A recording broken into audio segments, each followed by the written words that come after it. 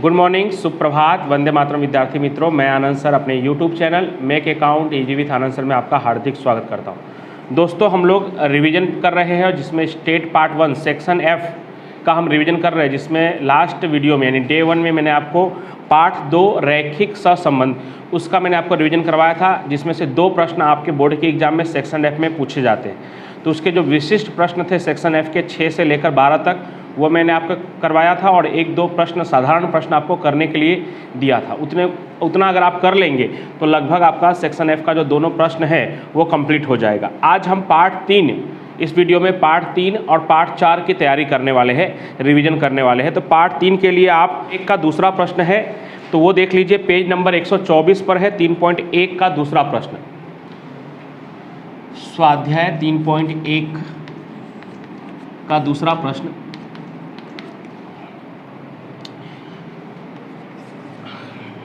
क्योंकि एक सवाल हम कर रहे हैं तो साथ ही साथ उसमें जो एक्स्ट्रा टॉपिक है वो भी आ जाए एक ही सवाल में, तो इसलिए जानबूझकर इस सवाल को पसंद किया है। तो चलिए शुरू करते हैं। Page number 124 question number 2। Car बनाती कंपनी के कार के एक मॉडल के लिए उपयोगिता समय और कार के औसत वार्षिक निभाव खर्च के बीच संबंध का अध्ययन करने हेतु निम्न सूचना प्राप्त की गई है। इस पर से y का x के प्रति नियत संबंध रेखा ज्ञात करके जब कार उपयोगिता समय 5 वर्ष हो तब वार्षिक निभाव खर्च का अनुमान ज्ञात कीजिए और उसका त्रुटि भी ज्ञात कीजिए। त्रुटि क्या होता है? तो अवलोकित कीमत और अपेक्षित कीमत के बीच के अंतर को हम क्या कहते हैं? त्रुटि कहते हैं, जिसका सूत्र होता है E बराबर y माइनस वाई कैप। ठीक है, तो उसके लिए आपको x और y दिया हुआ है दूसरे प्रश्न के लिए।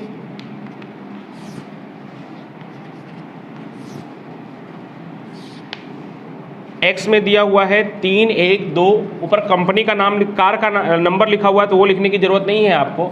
312 वापस 253,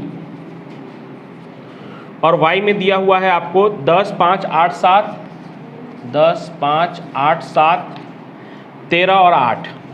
सबसे पहला काम आपको क्या करना है इस पार्ट में? x बार और y बार निकालना है। कंपलसरी आपको x बार और y बार निकालना है।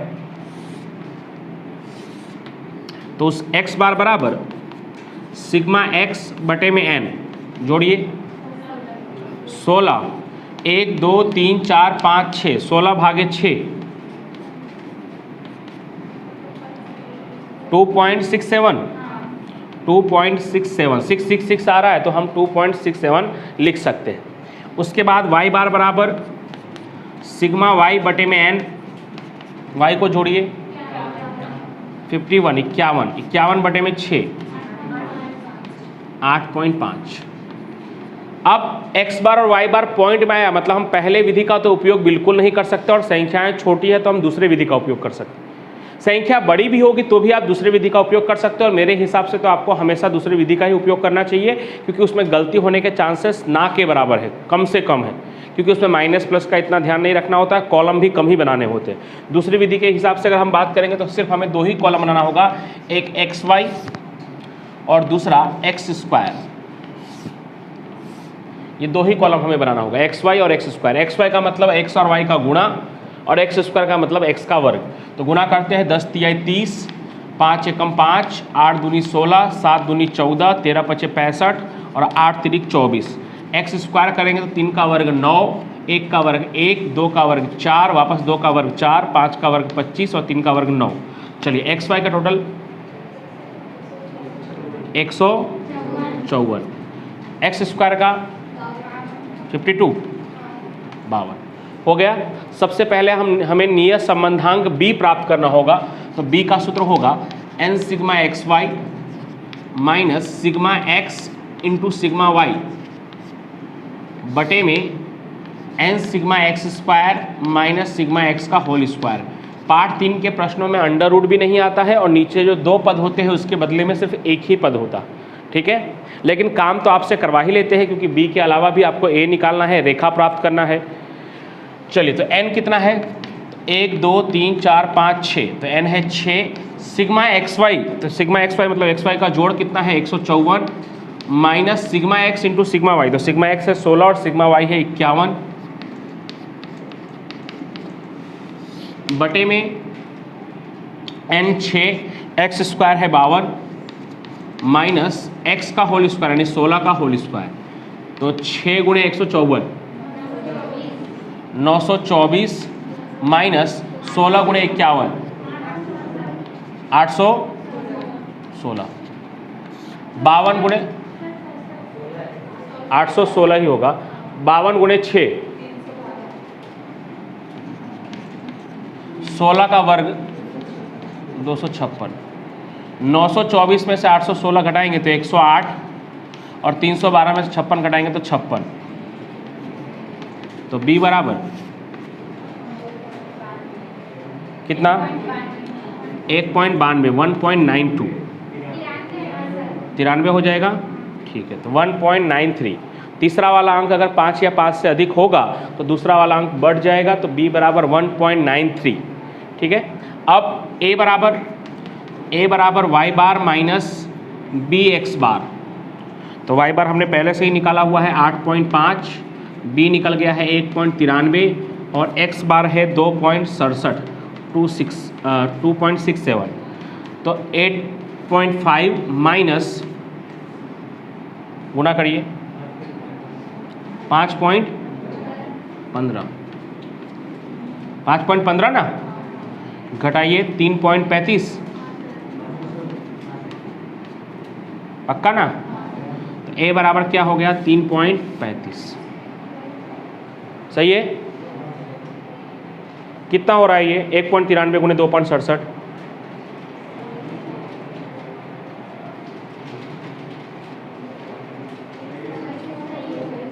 सही है ना, तो a बराबर कितना हो गया 3.35। ओके, अब y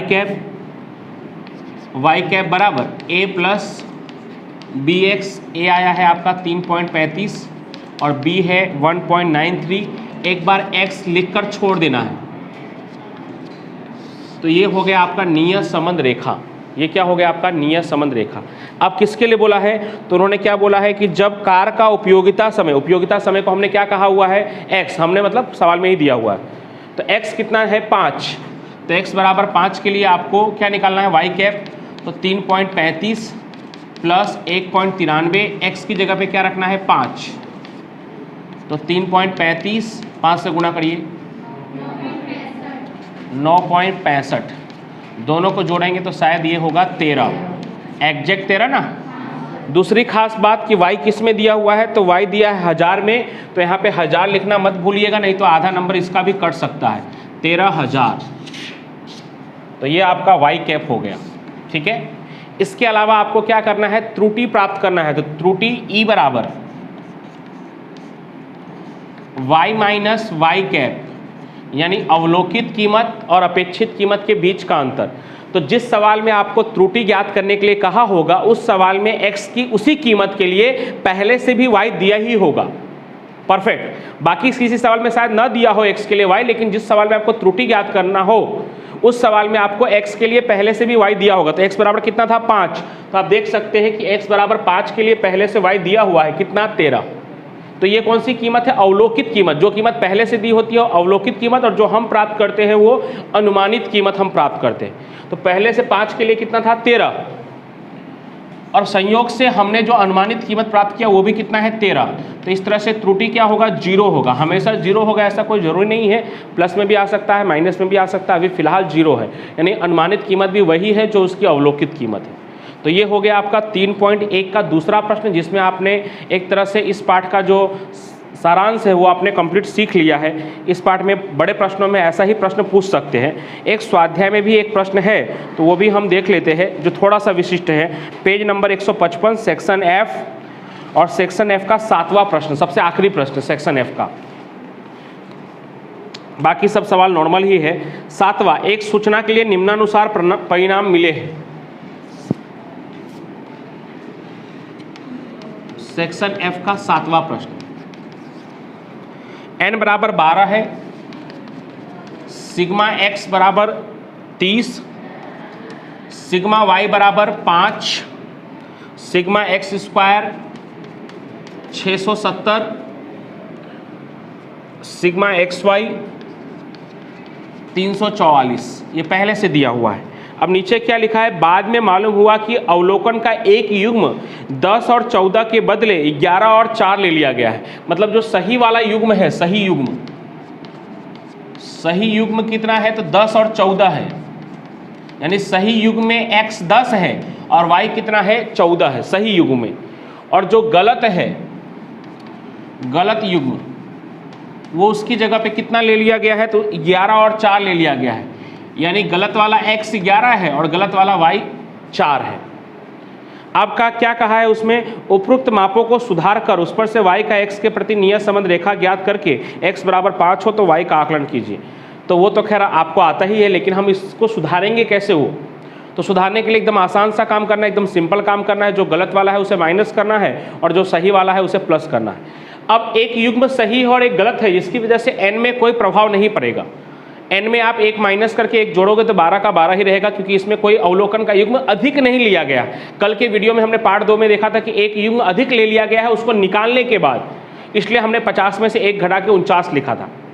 पार्ट 2 की बात कर रहा हूँ। लेकिन इसमें इस युग्म के बदले दूसरा युग्म ले लिया गया, मतलब युग्म तो लिया गया ही है, यानी n में कोई बदलाव नहीं होगा, n तो वैसे का वैसा ही रहेगा, बाकी सभी मानों में बदलाव होगा। तो n तो 12 का 12 ही रहेगा।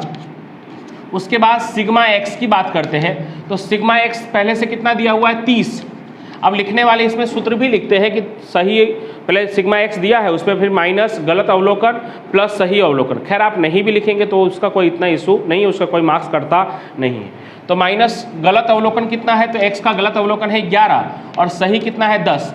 आप पहले सही वाला जोड़ के बाद में गलत वाला भी माइनस कर सकते हो, उससे भी कोई फर्क पड़ता नहीं। यानी पहले 10 जोड़कर बाद में 11 माइनस करेंगे तो भी वही आंसर आएगा, कितना होगा 29। सिग्मा x मिल गया। सिग्मा x के बाद ठीक उसी तरह से सिग्मा y, पहले से दिया हुआ है 5, गलत वाला सिग्मा y कितना है 4 और सही वाला सिग्मा y कितना है 14, तो ये कितना हो जाएगा 15 प्लस माइनस करने के बाद। उसी तरह से सिग्मा x स्क्वायर 670 है, गलत वाला x स्क्वायर कितना, तो गलत वाला x 11 है, जिसका वर्ग करने पे कितना होगा 121 और सही वाला कितना है 10, 10 का वर्ग कितना होगा 100। तो 670 में से 121 घटाना है और 100 जोड़ना है, तो 649। फिर सिग्मा xy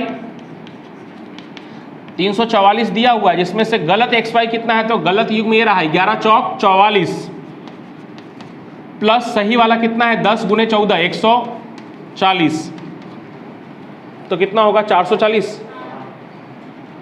बस उसके बाद आपको सब जानकारी मिल गया। n 12, सिग्मा x सुधारा हुआ 29, सिग्मा y सुधारा हुआ 15, सिग्मा x स्क्वायर सुधारा हुआ 649 और सिग्मा xy सुधारा हुआ 440।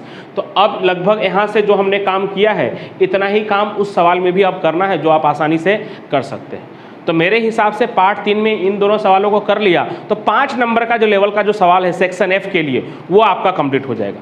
C और D के लिए तो थोड़ा बहुत मेहनत आपको शॉर्ट क्वेश्चन के लिए करना है, लेकिन 5 नंबर के लेवल का जो सवाल है वो इन 2 सवालों को अगर आप कर लेते हैं तो लगभग पूरा हो जाता है।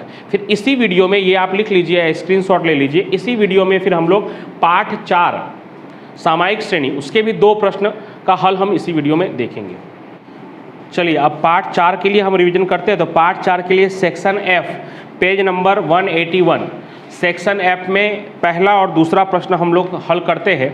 तो सेक्शन F का पहला प्रश्न पेज नंबर 181, एक देश के चीनी उत्पादन का अंतिम 6 वर्षों के नीचे पंजीकृत की सूचना से उत्पादन के झुकाव का न्यूनतम वर्ग की विधि से रैखिक समीकरण ज्ञात करके वर्ष 2016-17 व वर्ष 2017-18 के उत्पादन हेतु झुकाव का आकलन ज्ञात कीजिए। ओके, तो ये भी जैसा हम पार्ट 3 का प्रैक्टिस करते हैं सेम टू सेम इसकी तरह ये भी है। तो स्वाध्याय 4 में सेक्शन F का हम पहला प्रश्न करने जा रहे हैं। वर्ष दिया हुआ है 2009-10 से 14-15।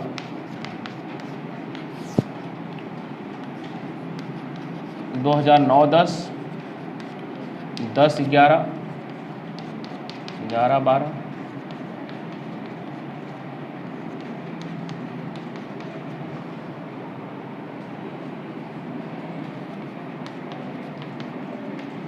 वर्ष के बाद Y दिया हुआ है, यानी चीनी का उत्पादन करोड़ टन में, जिसको हम Y बोलने वाले हैं, 29.2, 34.2, 35.4, 36.4, 33.6 और 37.7। ओके, उसके बाद ये जो वर्ष दिया है उसी के अनुरूप हमें उसको टी नाम देना है, टी फॉर टाइम। लाइन से ही आपको लिखना है। 2009-10 को 1, फिर 2, फिर 3, 4, 5, 6।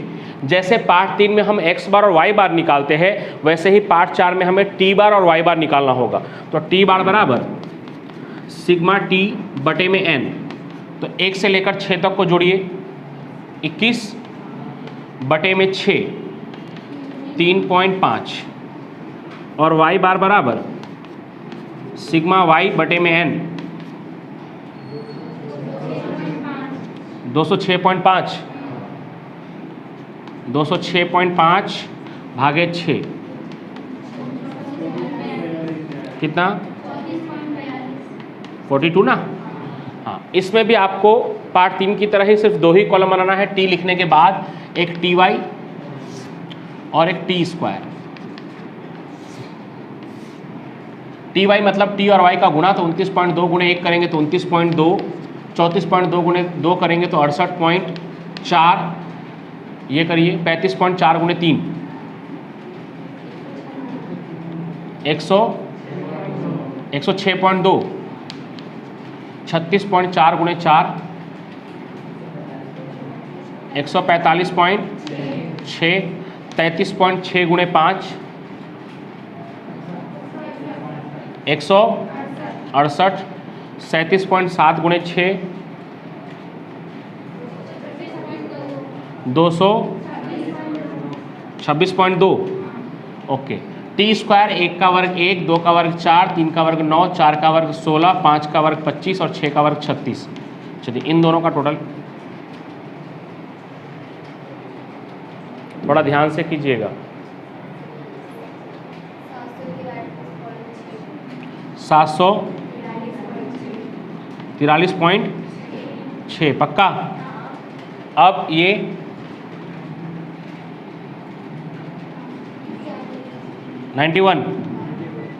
ओके। अब B का formula n sigma t y minus sigma t into sigma y बटे में n sigma t square minus sigma t का होल स्क्वायर, यानी जहाँ जहाँ x था वहाँ पे t आ गया है, y की जगह पे तो y ही है। तो n कितना है, तो 6 है n। सिग्मा टी वाई का जोड़ 743.6 minus sigma t into sigma y. Sigma t है 21 और सिग्मा वाई है 206.5 बटे में n 6, टी स्क्वायर है 91 माइनस 21 का होल स्क्वायर, तो 6 गुणे 743.6,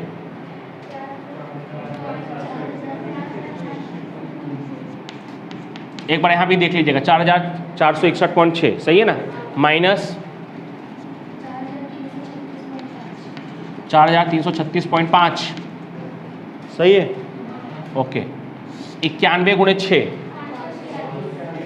546 माइनस 441, घटाइए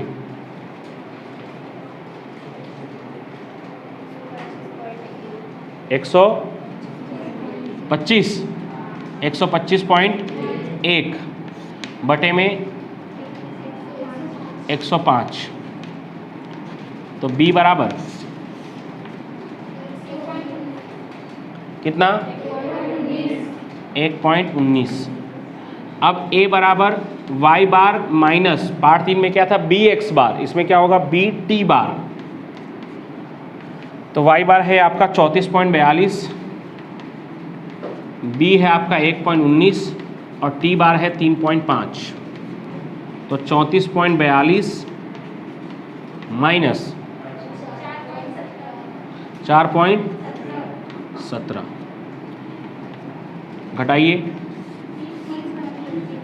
कितना, 30.25। अब रेखा y कैप बराबर A प्लस बी टी, तो A कितना है 30.25, B है आपका 1.19 और T वैसे का वैसा। तो ये वाई कैप की रेखा हो गई। ओके, अब अलग अलग मान निकालना है। एक बार वर्ष 2016-17 के लिए, तो ऐसे लिखना है वर्ष 2016-17 के लिए T बराबर क्या होगा। तो यहाँ पे देखते हैं हम 14-15 का कौन सा नंबर है, छठा नंबर है, लाइन से हमने नंबरिंग किया है। तो 14-15 का छठा नंबर है, 15-16 का सातवां आएगा, लेकिन हमें 15-16 पूछा नहीं है। फिर 16-17 पूछा है, तो 16-17 का कौन सा नंबर आएगा, आठवां नंबर आएगा। T बराबर 8, थोड़ा ध्यान दीजिएगा इस बात का। 30.25 प्लस 1.19 और T की जगह पे 8, तो 30.25 प्लस 9.92, 92 की 52, सही है 9.92। चलो जोड़ियो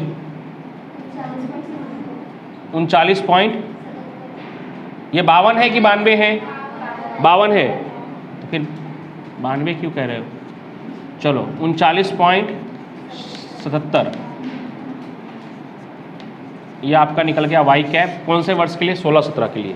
अब उसी तरह से आपको 17 और 18 के लिए निकालना है, तो फिर से आपको लिखना है वर्ष 2017-18 के लिए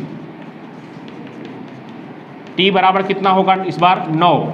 16-17 का कौन सा नंबर था, 8वां, तो 17-18 का कौन सा नंबर होगा, 9वां नंबर होगा। तो जहाँ पे आपने 8 रखा था उसी की जगह पे आप क्या रखना होगा, 9। तो 30.25 प्लस 1.19 और 8 की जगह अब 9 रहेगा, तो 30.25 प्लस 10.71, 30 और 40.96। वाई किस में दिया हुआ है, तो वाई दिया है करोड़ टन, तो यहाँ पे भी लिख दीजिएगा करोड़ टन। ये सब लिखना ज़रूरी होता है दोस्तों, नहीं तो जब आपके पूरे में से पूरे मार्क्स आने लग जाते हैं तो 0.5 मार्क्स इसका भी कटता है। ठीक है, लिखने का अलग से मिलता नहीं है, लेकिन नहीं लिखने का कट जाता है, इस बात का ध्यान रखिएगा। चलिए, तो ये इस प्रश्न के बाद एक झुकाव रेखा वाला हम प्रश्न सीखेंगे, क्वेश्चन नंबर 2। अब एक चलित औसत वाला हम सवाल कर ले रहे हैं, दूसरा ही प्रश्न है, पेज नंबर 181 पर ही है, सेक्शन F में। एक कॉलेज में अध्ययनरत विद्यार्थियों की संख्या के नीचे के कोष्टक पर से 4 वर्षीय चलित औसत द्वारा झुकाव प्राप्त कीजिए। अब चलित औसत यानी कि इस पाठ में 3 विधि है, आरेख की विधि, न्यूनतम वर्ग की विधि और चलित औसत, जिसमें आरेख के विधि के 5 नंबर के सवाल या सवाल नहीं पूछे जाते, थियरी पूछ सकते हैं उसकी। और चलित औसत की विधि और न्यूनतम वर्ग की विधि पूछते हैं, तो न्यूनतम वर्ग की विधि से हमने एक प्रश्न अभी देखा। चलित औसत की विधि में 3 है, 3 वर्षीय, 5 वर्षीय और 4 वर्षीय। ऐसे कितने भी वर्षीय हो सकते हैं, आपके बुक में जो सवाल है उसमें 3 वर्षीय, 5 वर्षीय और 4 वर्षीय, जिसमें 3 वर्षीय और 5 वर्षीय वाला जो है या त्रिमासिक और 5 मासिक वाला जो है वो ईजी है, यानी 3 नंबर के क्वेश्चन का लेवल है उसका।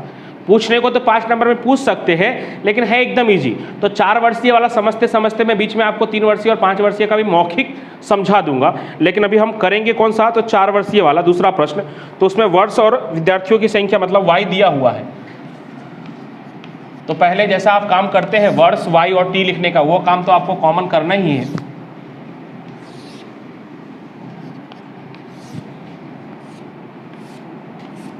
तो वर्ष दिया हुआ है 2006 से 2015। हाँ, खास बात यह है कि 4 वर्षीय वाले में आपको एक एक लाइन छोड़कर लिखना होगा।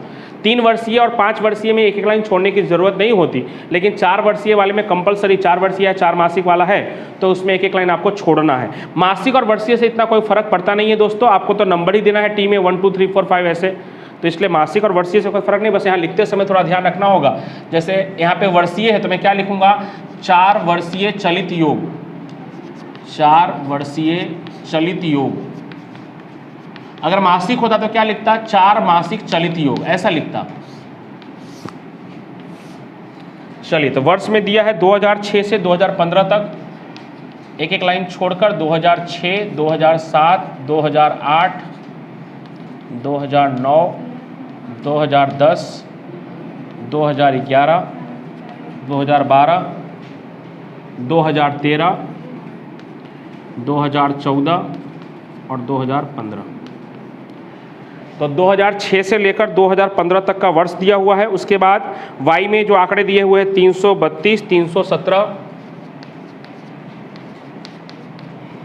वो भी उसी के सामने सामने लिखना है, 357, 392। उसके बाद 402, 405, जो लोग जोड़ रहे हैं इसको जोड़ने का कोई काम नहीं है। 410, 427,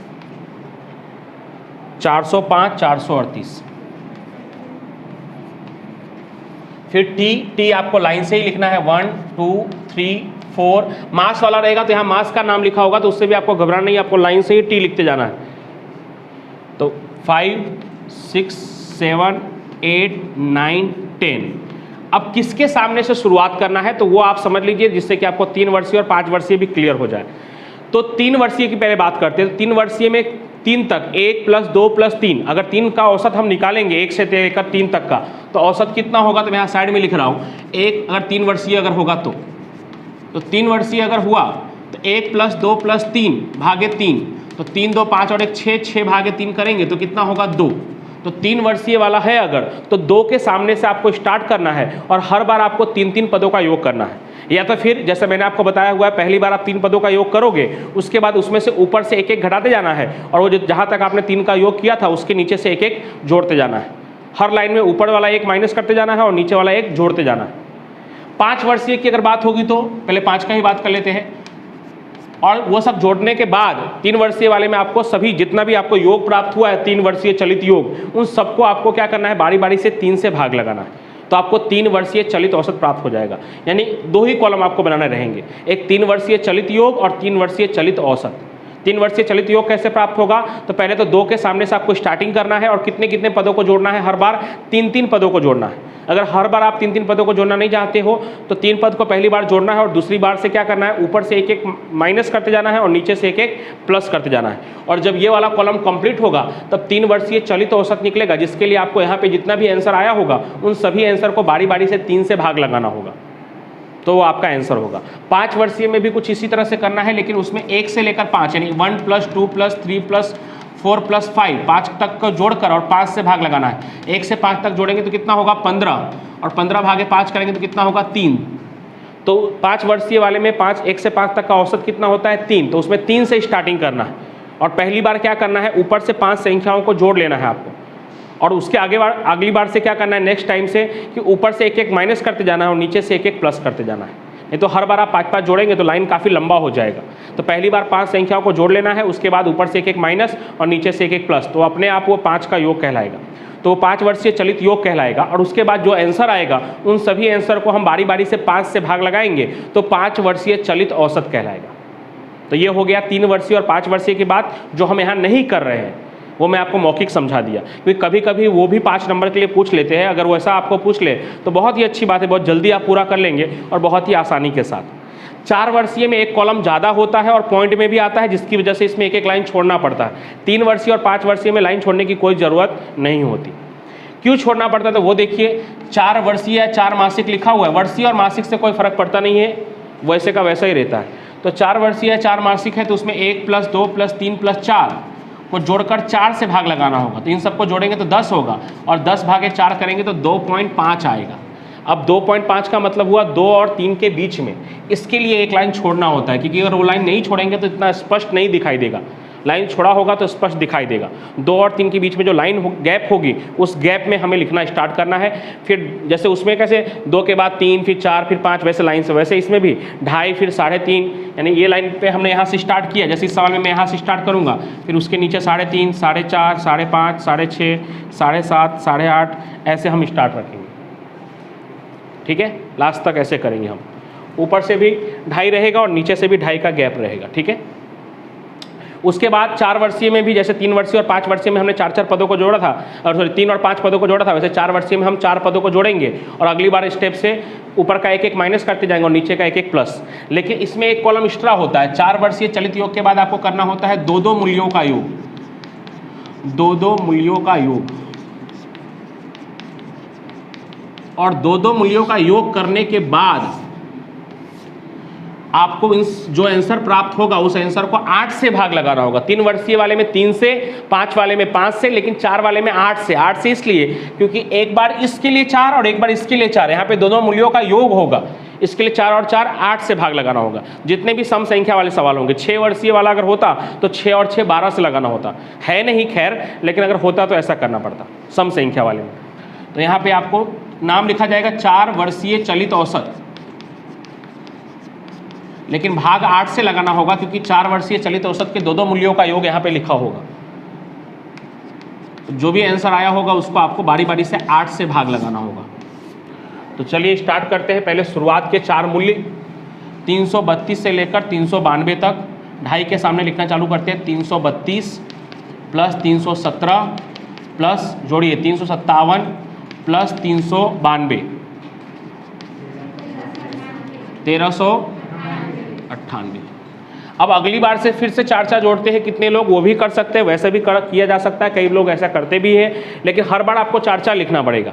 और ऐसे आसान क्या है कि 1398 टोटल आ ही गया है, उसी 1398 में से ऊपर से एक माइनस करना है और नीचे से एक प्लस। तो 332 माइनस, और यहाँ तक हो चुका था 402 प्लस 1468। फिर इसी 1468 में ऊपर से लास्ट टाइम हमने क्या माइनस किया है, 332 माइनस किया, तो अब क्या माइनस करेंगे 317, और नीचे हमने 402 प्लस किया था लास्ट टाइम, अब क्या प्लस करेंगे 405,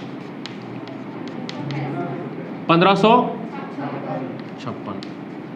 अब 1556 में से क्या माइनस करेंगे, तो पहले लास्ट टाइम क्या माइनस किया था 317 के बाद क्या है 357, तो 357 को माइनस करेंगे, और 405 के बाद क्या है 410, उसको प्लस करेंगे 1609। फिर 1609 में से 357 के बाद क्या है 392 को माइनस करेंगे, और 410 के बाद क्या है 427। कब तक करते रहना, जब तक खत्म ना हो जाए। 1644 में से क्या माइनस करना है, तो 392 तक हो गया था, तो अब क्या माइनस करना है 402, और 427 तक हो गया है, तो क्या प्लस करना है 405, 1647। और 1647 में से लास्ट टाइम आपने 402 माइनस किया था, तो अब क्या माइनस होगा 405, और यहाँ पे 405 प्लस किया था, तो अब क्या प्लस होगा 438। तो अपने आप आपका खत्म हो गया, 438 लास्ट था, पूरा कंप्लीट। 3 वर्षीय और 5 वर्षीय होता तो डायरेक्ट हम 3 या 5 से भाग लगा लेते, लेकिन 4 वर्षीय वाले में जो बीच में गैप दिखाई दे रहा है उस गैप में, क्योंकि 2.5 और 3.5 का जो औसत होता है वो क्या होता है 3, फिर 3.5 और 4.5 का 4, तो बीच में जो गैप दिखाई दे रहा है उस गैप में हम दो मूल्यों का योग लिखेंगे। दो मूल्यों का योग मतलब कि 1398 प्लस 1468 2866, फिर 1468 प्लस 1556,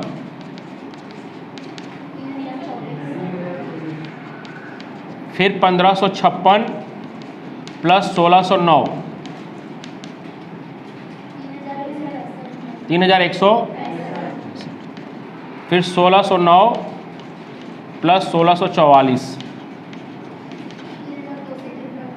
3253, फिर 1644 प्लस 1647 3291, फिर 1647 प्लस 1680 3627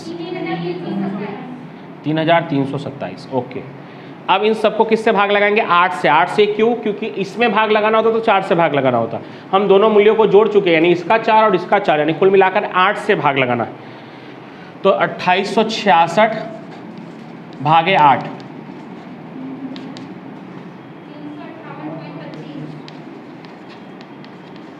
3024 भागे 8 3165 भागे 8 95.61 63 3253 भागे 8 463 3291 भागे 8 411.38 3327 भागे 8